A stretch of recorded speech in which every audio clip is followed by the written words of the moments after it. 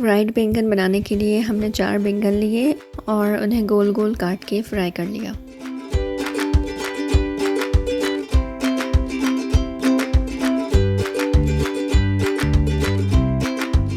बैंगन मसाला बनाने के लिए हमने 6 से 8 हरी मिर्चें ली, 3 टमाटर लिए और 4 हमने हरे लहसुन की स्टॉक्स और लीव्स शामिल करके उनको ब्लेंड कर लिया।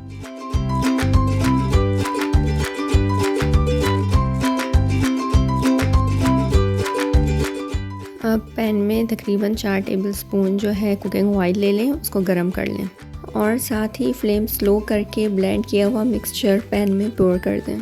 थोड़ा सा मिक्स कर लें and when it starts to simmer हम बाकी के इंग्रेडिएंट्स इसमें ऐड करते जाएंगे, जिसमें 1 टीस्पून नमक, 1 टीस्पून लाल मिर्च और 1 टीस्पून कुटी लाल मिर्च हम इसमें शामिल करके पकाएंगे। इसको इतना पकाना है कि इसका जो पानी है वो बिल्कुल एवापोरेट हो जाए और फिर इसको हम बैंगन के साथ सर्व करेंगे। बैंगन फ्राई को आप साइड डिश के तौर पे जो है अपने मील में ऐड कर सकते हैं।